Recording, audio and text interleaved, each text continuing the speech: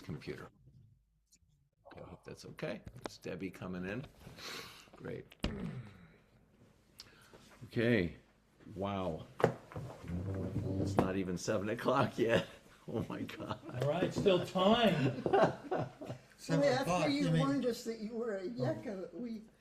Right, exactly. That's right. You didn't want to be late. Double down on you here. That's right. Okay, if you're on time, you're late. That's right. Okay, there it is. Hello, Debbie. Hope you're feeling all right. Glad you could join us. We got a good group here tonight. So let me begin with a little introduction. First of all, just a word of gratitude, for your presence and just for the opportunity we have to be together in this way, that our lives could converge for such an important topic, I believe. There are many things that we could be giving our attention to, many things we do give our attention to, but I think this is different from most other things. I think there's something transcendent about this, and that it encompasses everything else, I think, and just something that connects all four worlds, we'll put it that way. So my prayer is that each of us will benefit from our time together, pick up something, that you remember or that resonates with you. And my hope is not to overwhelm you with information, because there's a lot of it. I have a lot of books spread out here on my table. I was tempted to bring out more, but, it's only... The point is just there's a lot out there. And it would be possible, here's Ben joining us, it would be possible to really take it up and to become a connoisseur of this stuff. I mean, we have over the decades, right? And collected a lot of stuff. And for me, it all has value, but I think ultimately for me, it has to be something that I practice. And so I hope that our time together will help encourage me in that direction, and perhaps the rest of us or anyone who's here who finds that interesting or appealing. That's probably Seagull. Could you she doesn't know that the routine is you just walk in. The secret knock is the reason I Yes, know. that's right. That's right. All right. Okay. So just in terms of the information that we're going to be discussing tonight, primarily it's going to revolve around, we'll touch on the Sephirot, but it will be primarily around the concept of the four worlds.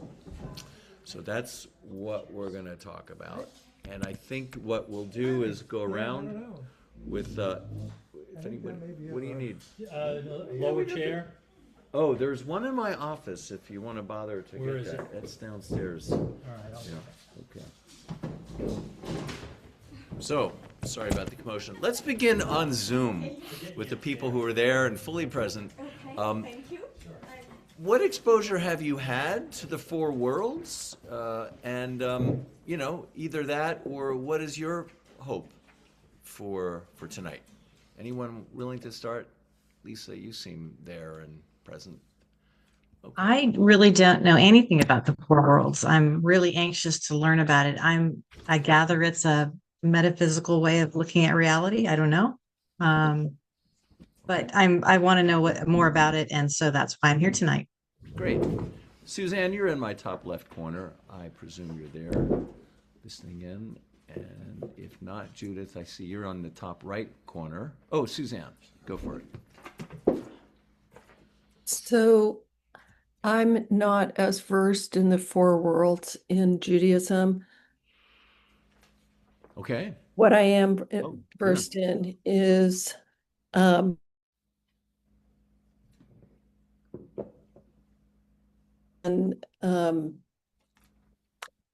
and so in a lot of kind of, well,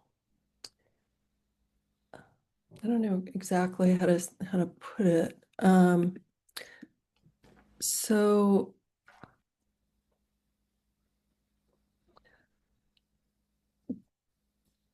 with like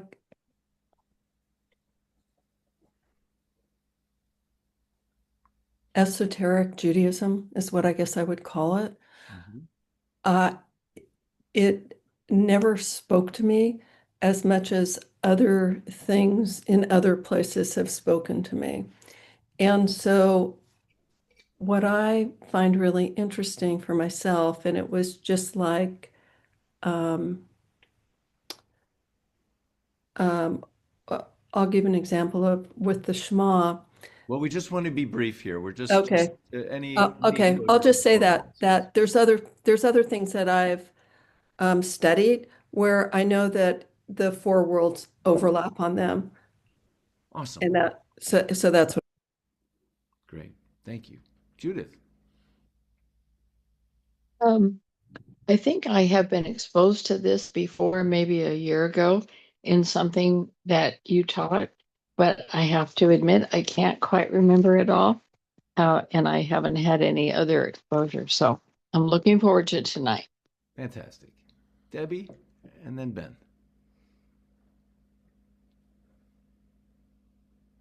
Yes, I don't know a whole lot about it, but I often feel like I'm living in four worlds and I'd like to know how to integrate them. Perfect. Ben. Yeah, I think I've read through descriptions of this a few times through CJC or maybe elsewhere, but don't have a very strong awareness of it. So looking forward to learning more. Awesome. Kathy. Hi. Sorry if it looks like I'm giving you all the side eye. It's about the orientation of my iPad. I'll tell you, growing up, there was no spirituality to the Judaism I was exposed to. Starting as a young adult, I was exposed to a little bit. Starting with CJC, I was exposed to so much more. Starting with you, Moshe, I, have been, following what you've been talking about. And just the little bit that I know really speaks to me in that it is taking a holistic, integrated approach. And that's something that has always felt really good to me in all aspects of living, not just living my Jewishness. Thank you. Beautiful. It's really helpful to hear these testimonies, and I think it's worth to go around here briefly if we can. Any exposure to the four worlds, Greg? None whatsoever until meeting you. So I'm all ears. Great. And all heart. Great. Aha, so nice to see you all there on the Zoom window. For me, it's kind of a different thing. Starting in my early 20s with Reb Zalman, he took us through the four worlds in so many different ways. Lord, I want to do for you. Lord, I want to feel for you. Lord, I want to know for you. Lord, I want to be with you. He just gave us all of these ways of relating, and it's just been such a woven in part of my life, thinking about that's kind of just where I'm at when I wake up in the morning. But Reb Moshe, something you said earlier, that your intention is that we're here to learn from each other's journeys. So each of us, we're on our journey. What do we learn from each other? And I'm very curious to hear what each of us here is the next step on each of our journeys. Amen. Well, I guess I've been studying the four worlds since about mid-'80s. But before I got into the four worlds, I was looking at Tarot, which is actually how I got back to Judaism, because I said, there's a lot of similarities here. Why don't I see what's in my own tradition? So there are also kind of a four worlds in Tarot as well, and that's kind of fed into my four worlds in Judaism, kind of a roundabout path.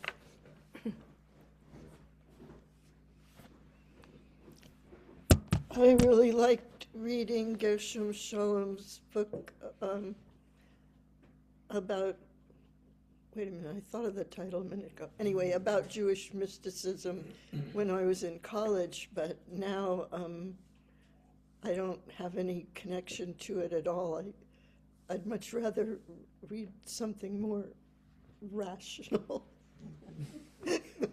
I'm here because we're friends and we're studying together and all that. Well, I'm going to be short. I don't know anything about this. I mean, I don't know if I ever heard of it before. You introduced it, 3 or 4 high holidays ago? When you first said, I want to start to do this thing with the 4 worlds, we'll have these 4 groups with these focuses. So, I mean, since then, you know, I've been, like Greg, I've just been learning it from you. So I know your flavor.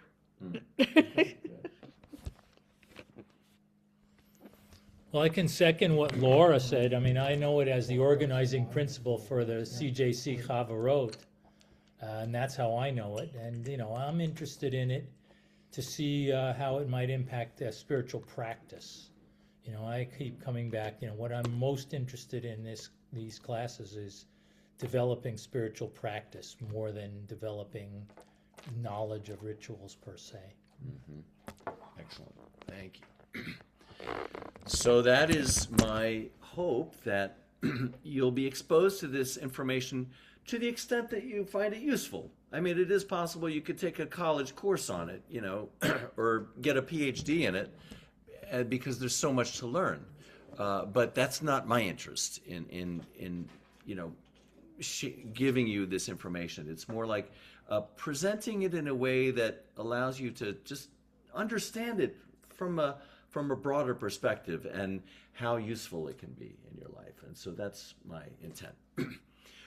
I will say that in my, you know, I was a spiritual seeker for a long time, since I was 19, but it was when I began my Jewish journey in my late 20s that I immediately started reading a lot about Kabbalah, and that fascinated me for decades. So I found that there's a wealth of just, it nourished my soul. And there's so much of it, and it goes so deep. But, you know, how can I share that with you other than to say that, you know, it's beautiful. You may or may not connect with it. And so my hope is to present at least a few really basic ideas that can be an entry into it. So you'll, you know, it's like putting your toe in the water. Okay. So when it comes, we're trying to think of what are the essential things that people should know about the Kabbalah, the received tradition. And we were talking about that as we were thinking about this class. And one was the power and efficacy of prayer and blessing, right? And we talked about that last week. And then the other 2 concepts we landed on, one was the 4 worlds, and the other is the Sefirot. So Sefirot is a much more complex, you know, a whole, I don't know, structure, framework. But the 4 worlds corresponds to that and lines up with that. So I think if we start with the 4 worlds, it'll be just a really great introduction. So there are so many different ways to go about it, but I'll say in the most simple way, I believe. This is nothing new, actually. Every philosophy probably has something like this, that we exist in different dimensions. And if you were to break it down in the most elemental structure of 4, there's the physical awareness and experience that we're having, okay? Every moment and throughout our lives. The second, there's an emotional and relational experience that we're having, okay? And that, you know, we can go deeply into that, but we all have an inner life, and that's that other second world. And then the third is the world of the intellect and abstract principles. This is the world, the universe that exists outside of our own experience and our own minds and beings. But it's like, you know, it can encompass the cosmos. That's the next level, the next one. And the fourth is like the spiritual, the absolute, timeless, eternal, present moment that's, in all its fullness, it would be like having all your sockets blown out. And it would be like, these enlightened beings. We all have heard stories of them, people who have some kind of expanded consciousness, or they're enlightened or awakened, so many different metaphors to use for that. But it's someone whose consciousness is so expanded that they've transcended their self. And it doesn't mean that they become a zombie or a hermit in a cave, but there's a way a person, a human being, can become more and more translucent, so that their light that they're shining is not just their own light, but the light from a divine source. And we all do that to some extent anyway. But it's possible to engage in a process where that we realize that is the purpose of human life. I'm taking a big leap here, but just saying that, if you go through this reasoning process about who we are and how this mysterious consciousness exists in us, and we realize that perhaps the purpose of human life is to somehow realize that one's self with a capital S, or to one's connection to God or divine. There's so many different ways to understand it, but that somehow there's a religious or spiritual purpose in our lives, and that's what we're all doing that work. We're all on that path, whether we know it or not. Here, I think we know it. That's the point. And so it's possible to be aware of all four of these worlds, to exist simultaneously in them, even the spiritual world, where most people are asleep. But it's possible to awaken our consciousness into that dimension and live in that space. Now, I was thinking about this when I was thinking about our community, and how it made sense to create a community building model based on this Kabbalistic concept. And so we have 4 different groups that correspond to these 4 different realms.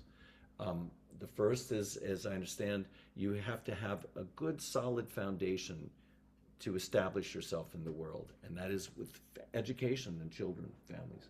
And then you expand out into community, then you expand into learning, and you expand into spirituality. And you noticed I've had these concentric circles, because I believe that our awareness expands in that way, and that's been a useful model for me. But let me show you a few diagrams from the Kabbalah to show how this actually appears in a traditional way. I'm sharing my screen. Let me get rid of this floating panel and see if I can close that. Okay. First off, there's Shaviti art. Let me show you a diagram of the 4 worlds. That's what I need to do. Give me a second.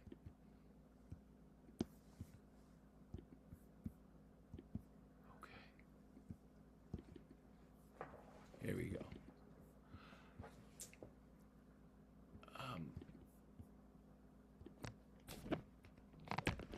This you recognize as Jacob's ladder.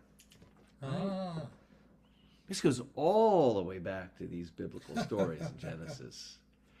There's some kind of connection we have to the heavens, or to the spiritual realm, or to the angels that are going up and coming down.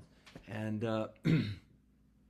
so this idea of a ladder has fascinated mystics and Kabbalists for thousands of years. So the Sephirot you could say is a ladder, or is a tree of life. Let's see now. Let's close this one up and see number 2. This is from a Chabad website. Let me close this panel. Okay. You see here how it corresponds to the letters of the divine name. So here's the first world, called in Hebrew Asiya, or Malchut in the diagram of the Sephirot, and it's like the building of a project. I guess maybe actually, if you're building a building, actually getting out there with the bulldozers and everything and constructing a building. Then the next level is Yetzirah, formation. These are the sefirot that it corresponds with, and it's like the emotional involvement in the plans. Okay, imagine the architect or the owner or the builder.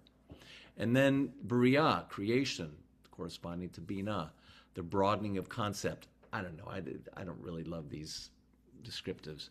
And then Atzilut is the highest form, corresponding to Chokmah in the Sefirot, and initial inspiration. I don't know, do you find this description on the right-hand side helpful, anybody? Well, I can see how it maps into the physical, the emotional, the rational, and the spiritual. I mean, that way, but they do seem like odd ways of expressing it. Yeah. Excuse me, it's Kathy. Yes. It seems like it goes more from top to bottom if it's starting with initial inspiration. Well, yes. Well, it depends. I was going from the ground up, but you're right. You can also go from the top down. What I find a little, what's the word, off balance for me in looking at that is that the Sefirot exist, the 10 Sefirot exists in all 4 worlds. And for me to try to say, well, these Sefirot go in this world and those go in that world, doesn't work so well. That's right. There's Chokhmah, Bina, Dat, Chesed, Gevurah, etc. in each of the 4 worlds, and they manifest in different ways. And that, for me, that document works much better. Yeah. See that. Mm-hmm. Right. Just, if you're kind of an earth-based person like me, each of the worlds corresponds to an element too. So Asiya is the... Can't hear Wendy. Oh, yeah. Sorry. So if you're an earth-based person like me, each world corresponds to a certain element as well. So Asiya is earth, like pentacles. Yeah, that's tarot right there. Mm-hmm. The pentacles, swords, cups, and wands. Yeah, but earth. Yetzirah actually is water. Bria is air, and Atzilut is fire. But Phil, when you're talking about practice, when you start working with the Sefirot, I mean, we use it, we practice with it all the time. So there'll be plenty of tools for you if you want to, if you're interested in that. Excellent. All right, I just have a couple more diagrams to show you. Bear with me. What I see with that too, what it reminds me of, because I go through the Omar every year, and there's a lot of correspondence with those pieces of the Omar. Yes. Okay, so here's just to show you a really complicated chart. It doesn't need to be this complicated, but there's the Sefirot and some kind of a 3-dimensional diagram. But you can see how, at least in this diagram, the 4 worlds line up with the Sefirot in one way of looking at it. One way, yeah. Now I'll show you another way of looking at it. And I have to just exit out of this picture. I don't know how to, not navigating all that. Great. Okay, here we go. You'll like this one, REA. It's like we're playing with marbles here. Yeah, that's right. That's true. You like that one? Where they're like one system of Sefirot is superimposed on the other, so. And here we come back to the idea of Jacob's ladder. And there is this idea that there is a process or a journey we're on from, or like this happens in every instant of creation. The energy goes up and the energy goes down. It's like, and that process is what connects us to the infinite. That's just one way of looking at it. I'm curious, Vaughn, because a lot of this has probably just seemed theoretical over the years and of dubious value. I wonder what you make of these charts or these concepts. Just putting you on the spot. I'm sorry, but So we're going to grade your response here. I was thinking today, it just seems kind of like astrology. Can you put the mic by Vaughn, please? Complicated. Yeah, It just seems like yeah. astrology. I said it's just a complicated system for understanding reality. And I mean, I don't mean that I only think all there is is the empirical.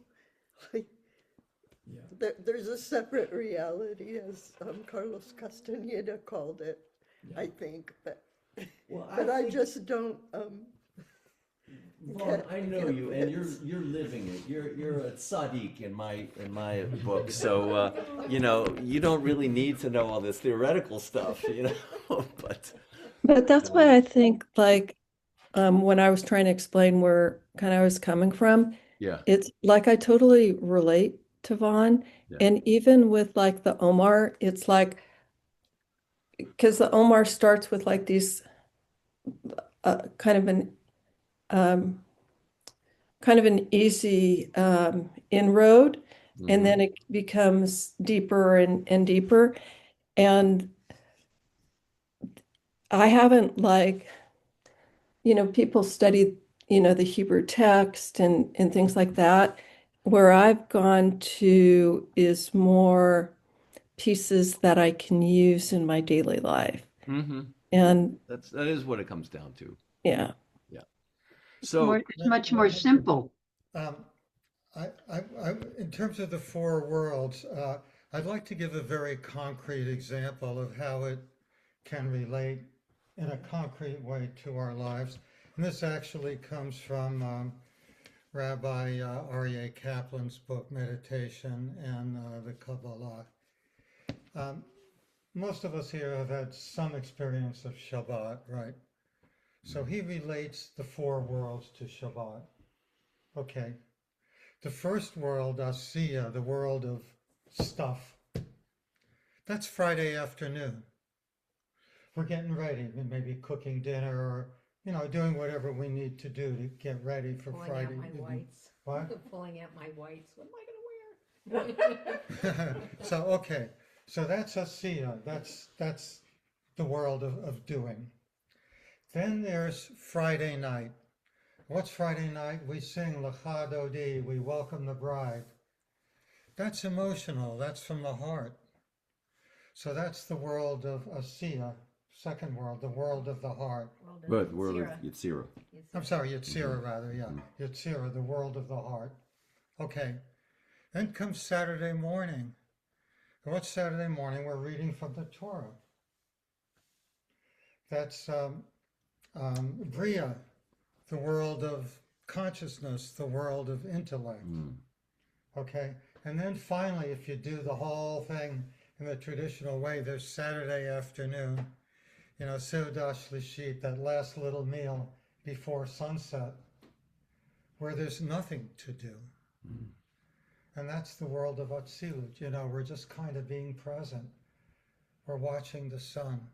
We're just being.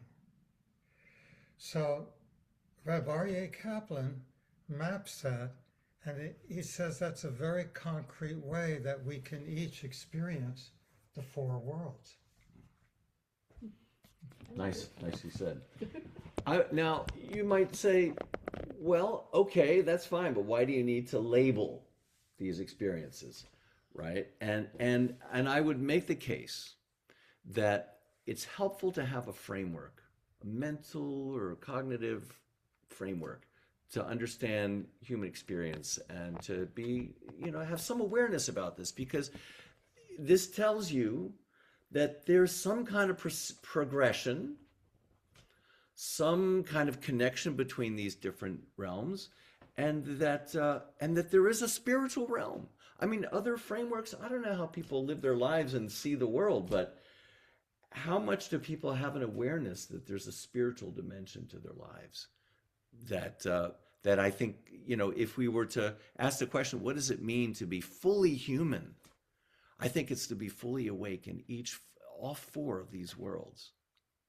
So, any reactions to these thoughts or concepts?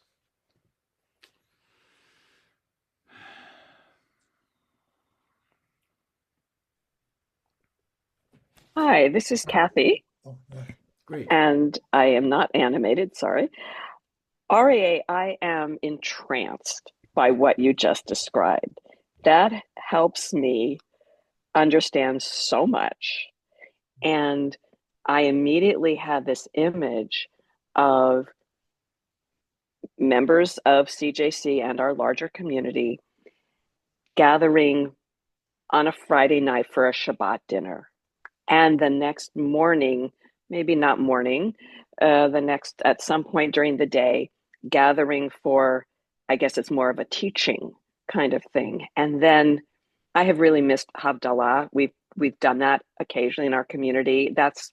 I did not grow up knowing about that. I did not know about it until I came to CJC.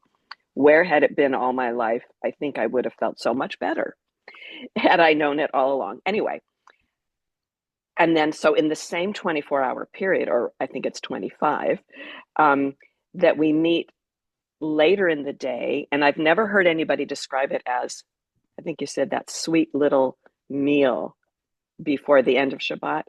I've never heard that description. And then we gather for that. So again, not a whole lot of pressure to perform, to produce, to set up, any of that stuff. Just we gather to mark this 25-hour cycle with the awareness that we are living the four worlds. And then, of course, we would do Havdalah at the end because that's what I like. So what do y'all think of that? Love it. Thank you, Kathy. Thank you for that reflection. You know, Kathy, when you were talking about Saturday afternoon, you know, there's a Sudash Lishit meal where we gather around and, you know, there's teaching. But what I like, and I can't remember if it was Reb Shlomo or who it was, that's the time of the day where it's getting dark. And so you can't see people that clearly. You can't see, you know, around you that clearly. So how do you're connecting just with the spirit because you're not relying on your visual sense. So that's always felt very magical to me. Other thoughts? I mean, to hear how you're metabolizing this concept is how is exciting to me. It looks like you're getting ready to say something.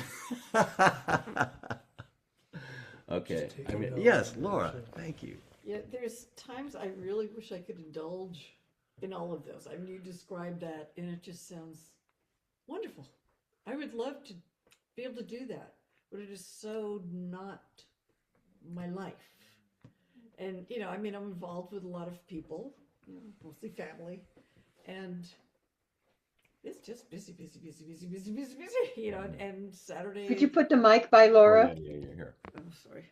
I was just saying that, you know, what Aryeh and Wendy have described, you know, it just sounds wonderful. I would love to be able to do that, but it's impossible in my real life. I mean, it's like there's people who, you know, are depending on me to do stuff and me kicking myself to get this stuff done.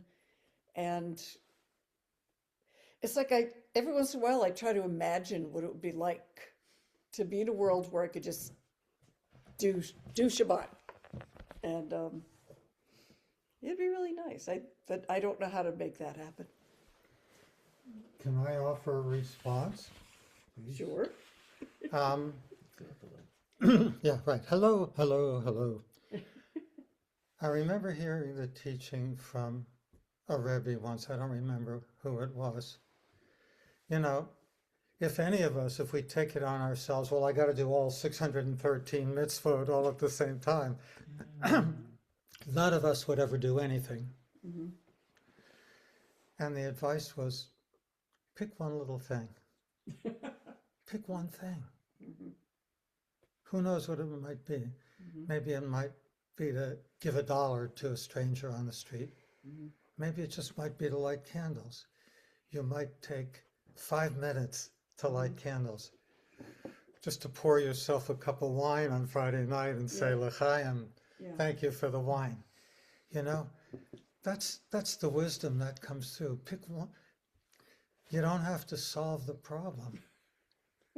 But if each of us, we pick one little thing and do it with intention, you know, with intention, the chemistry changes. It does. Stuff starts shifting. That's what I learned. Yeah, you know, it occurs to me with the four worlds, but especially with the Sefirot, a lot of this is about balance. And, a lot of Judaism is about finding that kind of middle ground. So when I look at the four worlds, or, and especially when we come to Sefirot, I'm thinking about, well, where am I in these four worlds? And what am I strong in? What do I need to develop more? So maybe, I'm just pushing on the Asiya, push, push, push, which I've certainly been known to do in my life. He can speak to that. But maybe I need to develop a little bit more on the emotional level, or, and again, when we get to Sefirot, there's a lot of that. It's almost like these are Kabbalistic Musar in a way. And just how do we get balance, and what do I have to work on? What do I have too much of? What do I have too little of? How do I balance? Absolutely. I want to say that Kabbalah and Musar developed side by side, and I think Musar is like the yin and Kabbalah is the yang. It's like they definitely complement each other. Can I say just Yeah, one thing? Listening to the conversation, the four worlds aren't separate. We constantly live in all four of them. It's not like you're taking an elevator up from one to the other. Right. We're always in the spiritual plane because that's who we are. We always are in a physical plane because that's who we are. We're always thinking about things because almost all the time there's some internal dialogue going on in our heads. And we're always feeling, how we feel in this world. How are we connected? So, you eat an apple one bite at a time, but truthfully, you're always in all of them. And I think balance is one thing, but one thing the diagrams can do is artificially sort of separate them out. It makes them easier to understand, but they're not separate. They're one thing that we always exist in. And they all work on each other. But is it not true that you don't have that often when you are in a spiritual space that you feel the difference if you've concentrated on that spiritual space? Yeah, I suppose so. You can be more, be more present in one world or the other. And I want to say sometimes that, I might have expanded moments then when I feel really connected, and then moments when I don't. Right. And that's the benefit of having a practice that you can do even when you're not feeling connected, knowing that somehow it connects me. At least, maybe that's what faith is. I have faith that whatever it is I'm going to say or do right now is going to somehow help me be connected in all four worlds. It's true that you do it, especially when you're not connected, is when practice is important. That's right. That's how you get back into connection, get back feeling the connection, which again, you can't really lose. That's like the teaching from Reb Nachman, like what you're saying, especially when you're not connected. Reb Nachman says, when you get into the darkest space, do not despair. Do not despair. According to, talking about Kabbalah, according to the Ari, according to the holy Ari, who was one of the foundations of the Kabbalah, this world was created by the Big Bang, right? That God tried to withdraw from the world so there'd be space for the world to exist, but it didn't work, and there's an explosion, and all of those sparks are all over the place. And he says our job as humans is to find them, to find where they got scattered in the darkness and lift them up.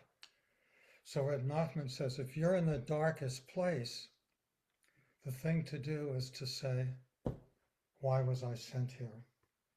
Where's the spark that I need to lift up?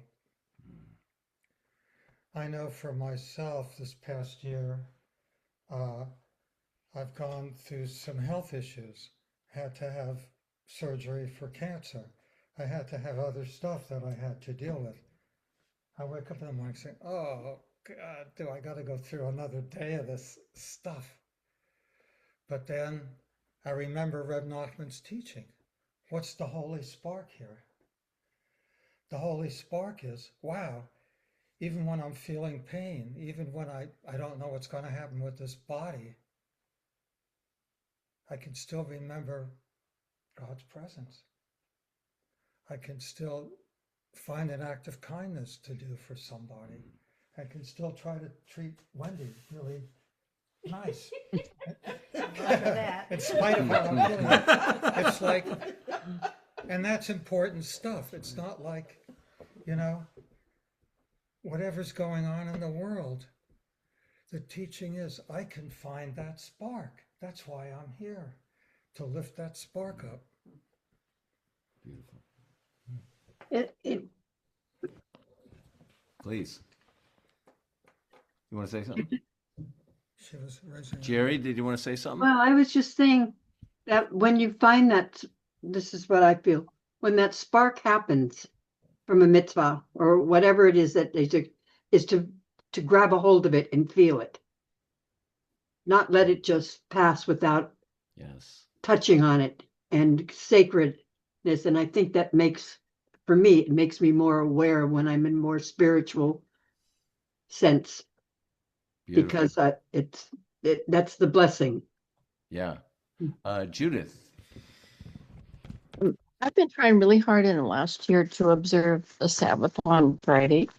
And for me, part of it involves play, you know, not so much doing a mitzvah type thing, but trying to do something playful that maybe isn't accomplishing anything, quote, worthwhile, but just to have fun. Nice. I love it. Nice. Yeah.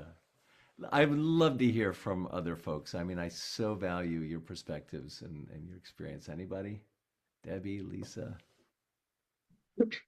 So for me, the important thing, like now, attending these classes, is to build awareness through practice, becoming aware of when I'm in each of those spaces or multiple spaces at the same time.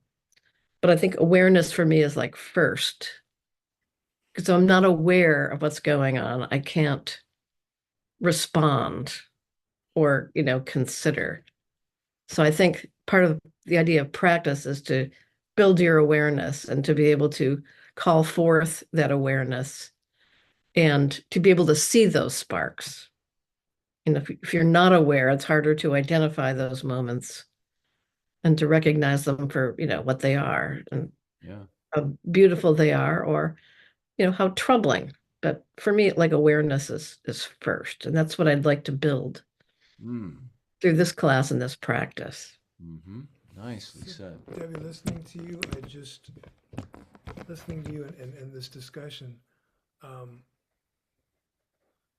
was thinking about, as I always end up back at work,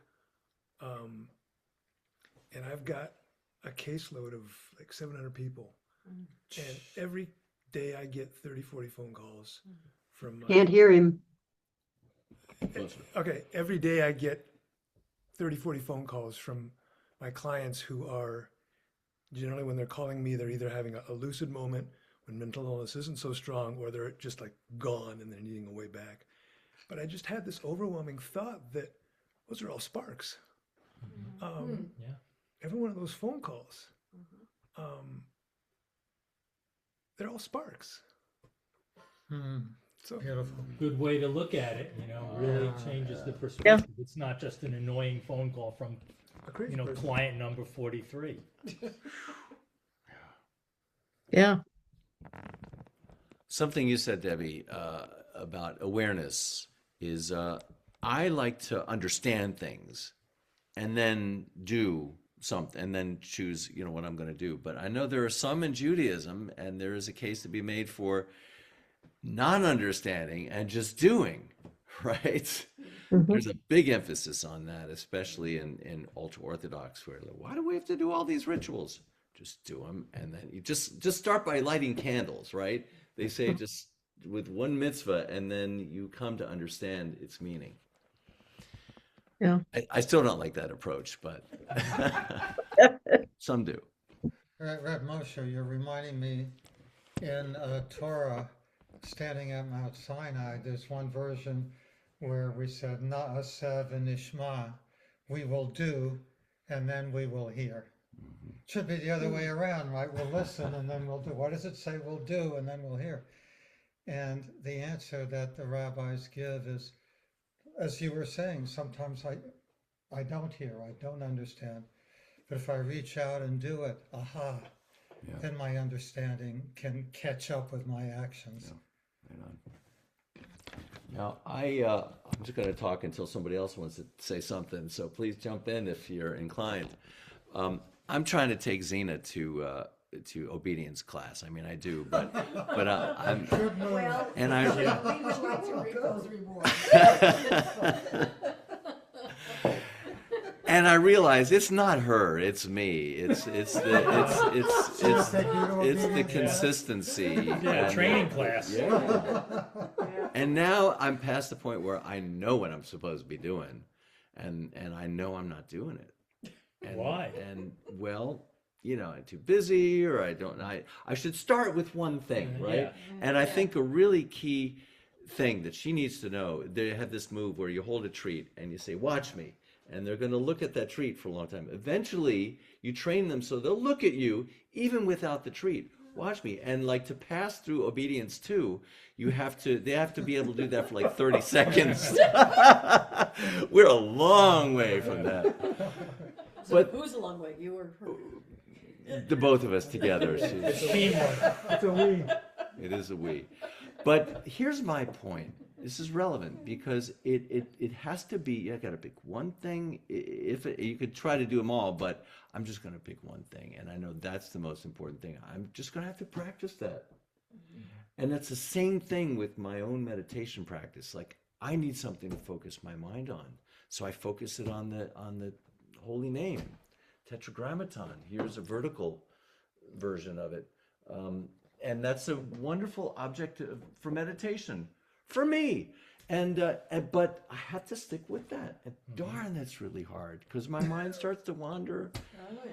It is just like training Xena. It's no different. Yeah, it's training your mind that wants That's to right. wander like the dog That's does right. and wants to That's do what right. it thinks it's traveling. Now, because I like to understand stuff, it's like I know that there are so many contemplative possibilities with the four-lettered name, and you see diagrams of it, in books and everything, and it gives me some kind of visual something to work with, some content, and I can kind of enter deeply into these other realms that these mystics describe and created, I think, for that very purpose. As a means of concentrating focus, bringing focus to one's mind. And when you discover that there's these four worlds, you can adapt where you want your focus to be. And I think the really elevated spiritual beings are those who know how to just be fully present in the spiritual world. Which doesn't mean that they leave their body, too. It's just a different kind of awareness. Or is it people who know how to be fully present in each of the worlds, wherever they are? That's exactly. In all of the worlds, because right. we're always in all of them That's right. all the time. That's right. The Hasidic Rebbe's, particularly emphasized by Chabad, says that our job in the world of Asiya and in the lowest world is to build a dira tachtana, la Hashem, is to build a lower apartment for God. That God needs an apartment in this world in order to be present with what's going on here. And that's our job, is to create that. What is that? What? And what is that? How do we? Oh, Well, what? like how you live your life. I mean, is it a place where God would want to be present? Well, God want to be present with you as you go throughout the day. With me, I see somebody on the street, do I help them? There's this story, I think this was which one is this? Which Rebbe is this? The one who? The Kotzker? The Kotzker, right. The Kotzker Rebbe. Okay. So he says, I see people, somebody says, God had a purpose for creating every type of person, but what was God's purpose for creating an atheist? So the Kotzker says like this, he says, a religious person, they're on their way to shul, and they want to get there on time, and they see a poor person who's hungry on the street. So then, they're religious. So I say, I'm sorry, I got to go to shul. God will take care of you. That's what the religious person says. He said the atheist, he sees the hungry person on the street and he says, if I don't take care of you, who will? Mm. That's the lower apartment. That's the taptana dira. I like it. And that's our job. That's where God lives in this world, through the atheist. Wow. Okay. Yeah. Nice. Well, I got those in my life. Ben, anything you want to share? I'm inviting you to do that. Gosh, I feel like I'm processing a lot of this. I tend to take things back and let them sit and uh, sort of cook slowly and take them from there. But I am thinking about, I was a little bit reluctant to attend tonight because I was thinking, well, I've got this big backlog of work and I couldn't focus today and I'm even further behind. And, do I want to devote an hour or an hour plus to, class when I have so much on my plate? And I think maybe I felt a need to put one foot a little more firmly in the spiritual world. As Philip was saying, we're always in all of them simultaneously, but I think there was a little more of a pull to engage with this world. So Awesome. yeah. So glad to hear. Good. I hope you're finding it worthwhile. Yes. And anybody else? Lisa, Suzanne, Kathy? I was just thinking that you all know how much gratitude and all of that means to me, but I'm thinking about mindfulness and how the four worlds are part of being completely mindful. So if you're in all four worlds all the time, how do you blend that so that you're completely present with all four worlds? Mm-hmm. Yeah. That is, the Magen David, the Jewish star, the Star of David. It's composed of two triangles, one pointing up and one pointing down. And the fact that they're, superimposed one on the other represents that perfect balance, that integration of the upper worlds with the lower worlds. And that's just such a core concept in Judaism. I think more so than most other religions, this idea of integrating one's life with one's spiritual life as well. We're similar to what you just said, Moshe. To answer your point, is that Lisa? Is it? Yeah. That's her. Yeah, your name is Lisa. Another thing that Rabbi Aryeh Kaplan says, it's one of my favorite teachings of his. And this is about the Sfirot. There's Chokhmah and then there's Bina. Chokhmah is usually translated as wisdom, but you can also translate it as non-duality.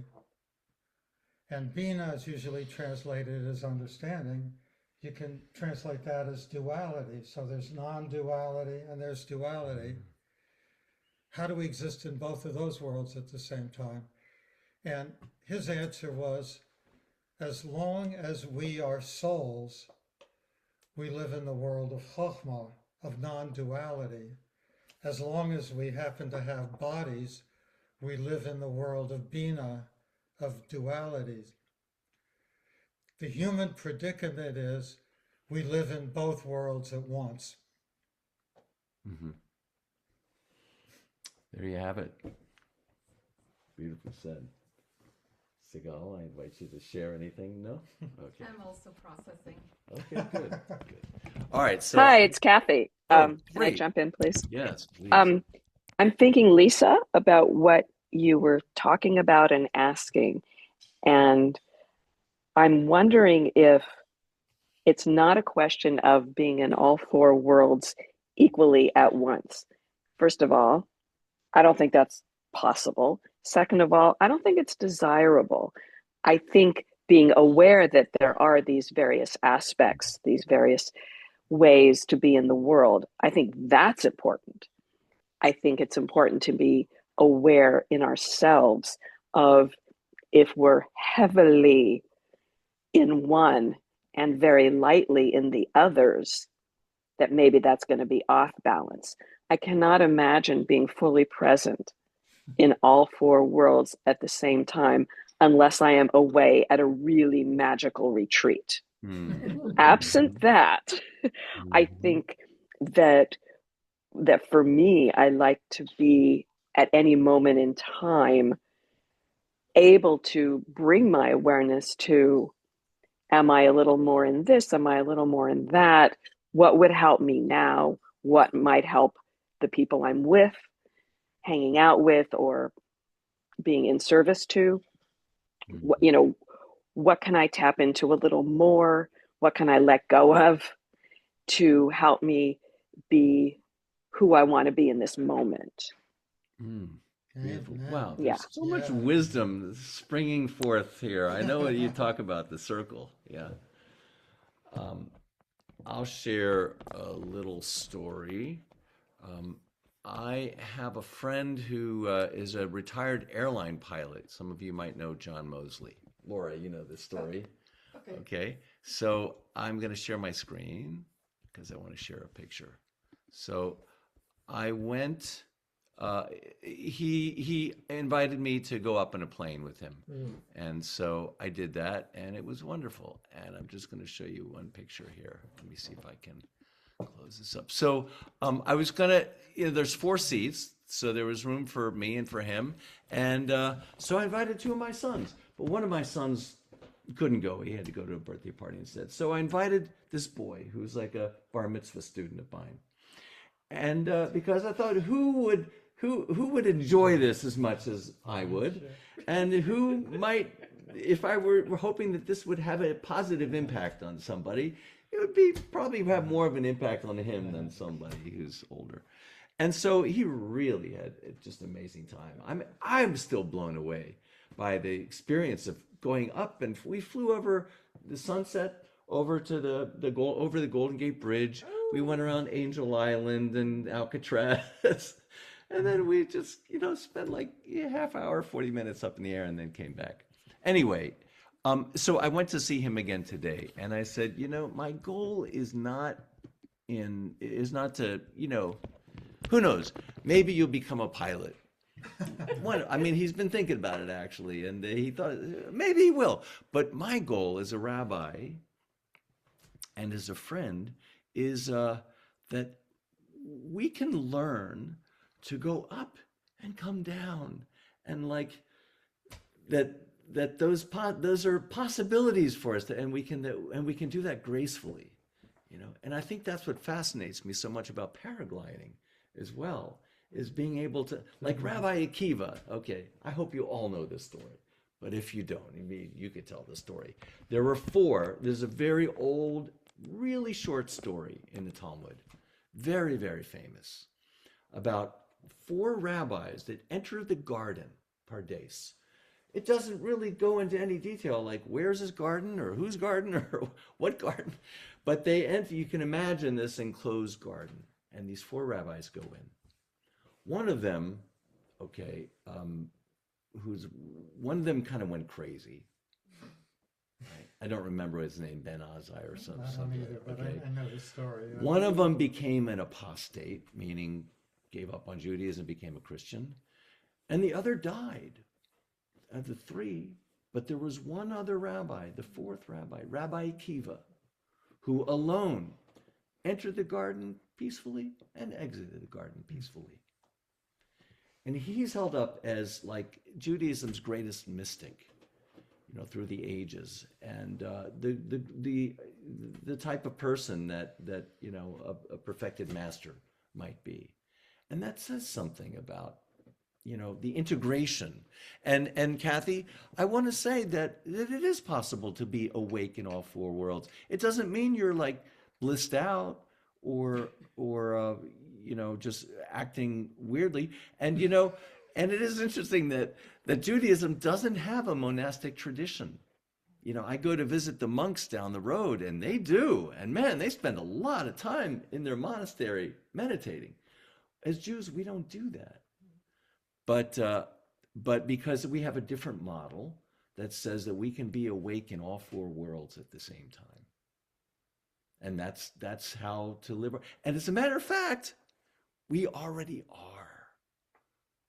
We are somehow that there's also a teaching that we just have to, you know, wake up to that fact, or just accept it with grace. I want to say to you, Kathy, that I personally really relate to what you're saying, that my experience is sometimes, you know, I need to be a little bit less in this world and a little bit more in the other world. And the fact that we have the four worlds, it kind of gives me a tool to adjust where do I want to place my consciousness now. So I really relate to how you're seeing it. Yeah. Thank you. Think about kind of like what That was Debbie. You were talking about not recognizing where you are now, or something like that. Living in four worlds. Yeah, but it's like I find myself. It's like at first I was thinking, well, gee, that'd be a good thing to do for the week, is to just try to, like, frequently say, "Where am I?" You know. But maybe it's more like, in this moment, how am I experiencing each of these four planes of existence? I mean, obviously, you can't do that every minute of your life, but you know, whenever you have a 30-second chance to pause, say, okay, what's going on with me now, physically, emotionally, intellectually, and spiritually? It's like, where am I right now? What is now? That sounds like a wonderful practice to take into your day. Yeah. One of the things I like to do when I need to focus is just to say, Hineni, here I am, which is what Moses said in the burning bush, and also I think it was Adam too, wasn't it? Right? Oh, I think it happens a lot. Yeah. There's a I lot mean, of but when you were talking about that, you know, sometimes I'm all over the place, you know, and what can I do to get myself to focus, and like, where am I right now, which world? And, you know, just to say, at least for me, just to say Hineni is a way to get myself just to sink in to wherever I am. So just something I throw out. Before we conclude, I think it would be great if we have to sing something, right? And I think it might be good if you could lead us in that song, the Reb Zalman's. I mean, I have it on the YouTube. Better to hear Reb Zalman. The only thing is, this recording, somebody took him 4 tracks and put them together, so it's a little murky. His voice, yeah, okay, it is nice here. Okay, so I'm going to share my screen and share video. This will be the last thing we'll do here. which song Let's are see. you talking about? You know, the four This is worlds optimize for video. Yeah. Okay, there we go. Okay, so I'm going to close this. Just because it's a treat to hear him. Okay, so this is a song that relates to the 4 worlds, and Rabbi Zalman Schachter Shalomi is singing it. So there's 4 tracks. It's a little, but you should be able to make out at least some of the words, and the words are here on the screen. I'll display them. So does this relate to whether we should be in all 4 worlds at once? Yeah, that's it. 4 tracks. You're always running on the 4 That's tracks. funny. That's great. How do you mix them? All right.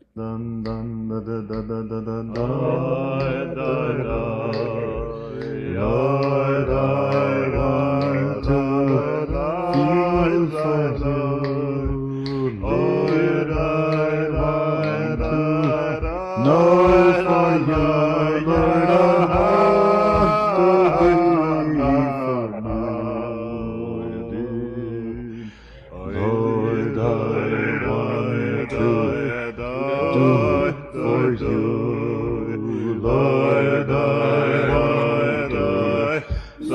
you,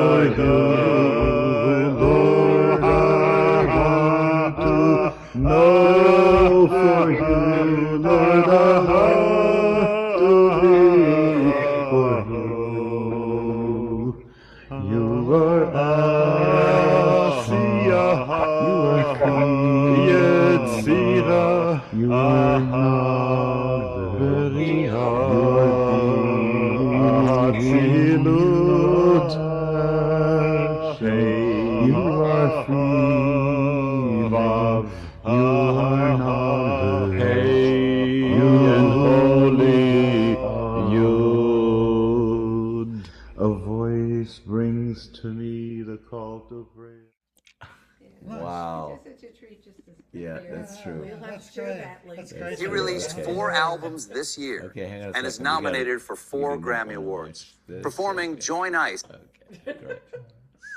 Okay, so we're going to bring this class to a close.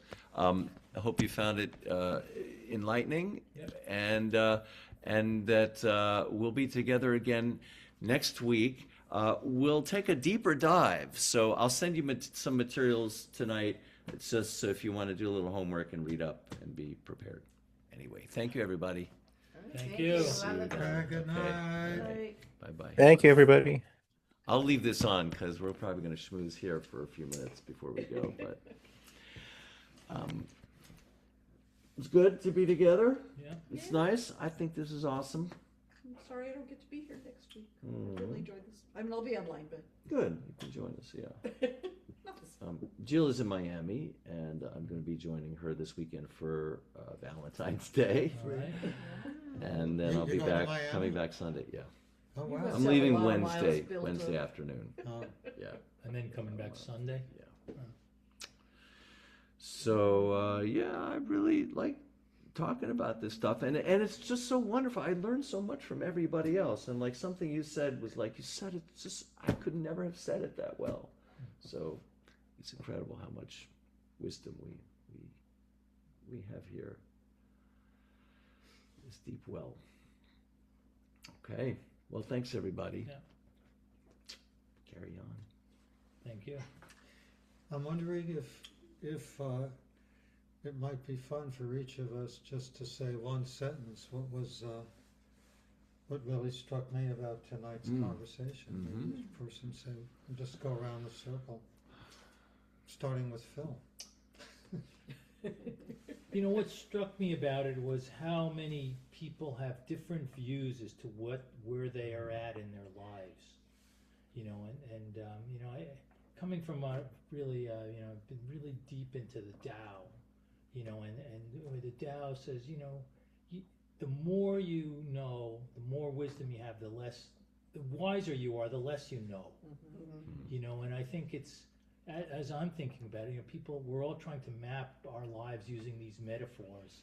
And something about that is a little lacking for me personally, but I see it as you know, maybe as Jacob's ladder to get to this place where you're not even really thinking about all of this diversification. We're understanding the unity of the self and the unity of our being, which is kind of the idea of a spiritual practice. Mm-hmm. Just how good I feel. It's like being here. I'm really feeling connected. And it's like it's that palpable feeling of touching all of you. Yeah. And it happened last week too. That's why I'm really sorry I'm not going to be here next week. I think Reb Zalman called that a God field, right? Yeah. You generate this energy. Yeah. Don't look at me. It's past my bedtime. Okay.